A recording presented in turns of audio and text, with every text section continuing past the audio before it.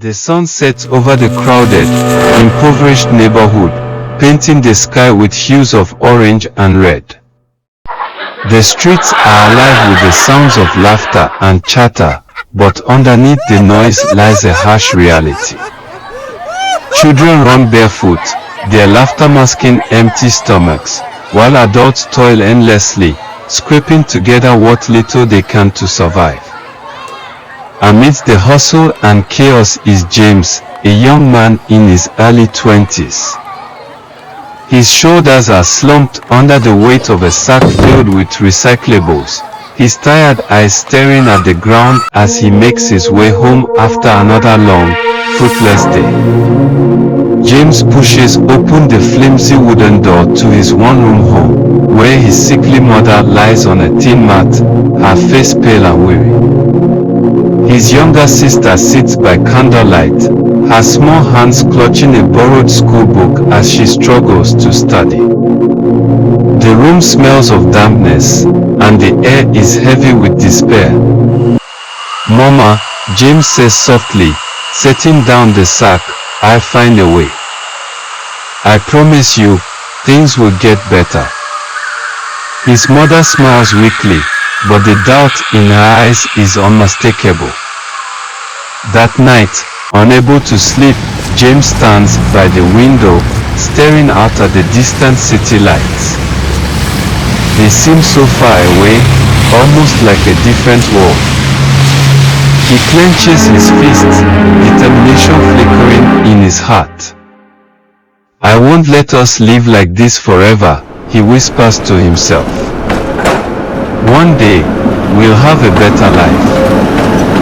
The next morning, James sets out with renewed purpose. He applies for a job at a nearby factory, his heart pounding with hope. But the manager barely looks at him before shaking his head. "No education, no job," he says dismissively.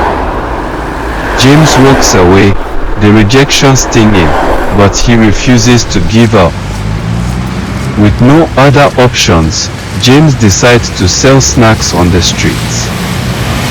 He borrows some money from a neighbor to buy ingredients and spends the night making simple snacks. The following morning, he sets up a small, makeshift cart on a busy street corner. Fresh snacks. Affordable and delicious, he calls out to passers-by.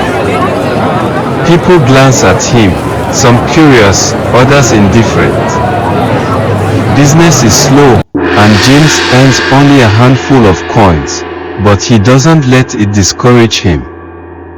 One day, as James stands by his cart, calling out to potential customers, a well-dressed man in his 50s approaches. The man, Mr. Parker, buys a snack and strikes up a conversation. "You look like someone with ambition," Mr. Parker says, watching James closely. James shares his story, his struggles, and his dreams. Mr. Parker listens intently before saying, "You have potential, young man. If you want to change your life, start by learning the basics of business. Knowledge will take you further than luck." James takes Mr. Parker's advice to heart. That night, after selling his snacks, he searches for free educational programs. He finds a night school that offers basic courses in business and finance.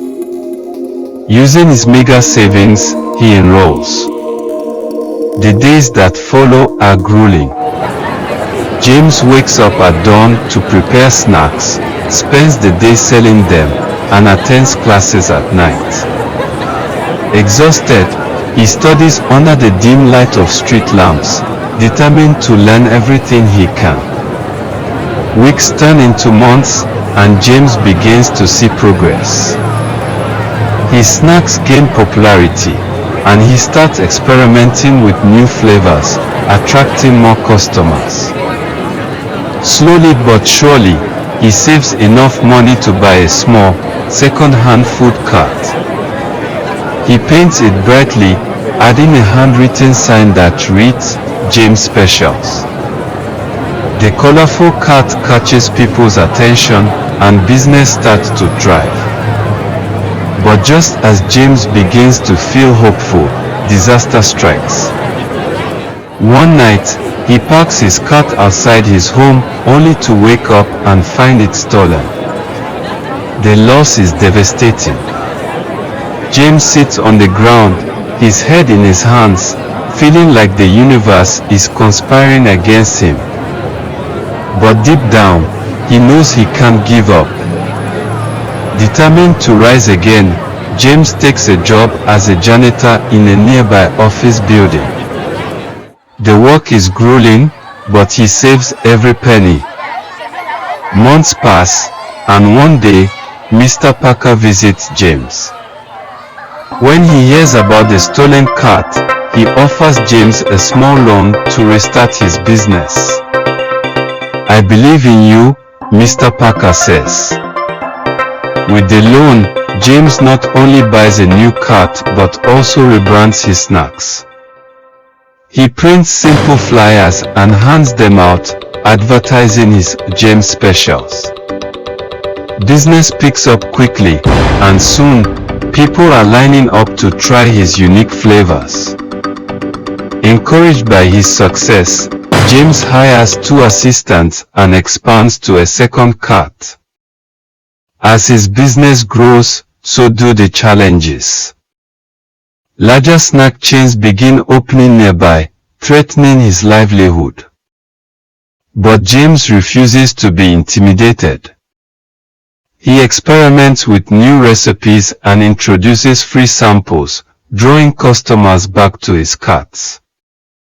His determination and creativity pay off when a local food blogger writes about his story.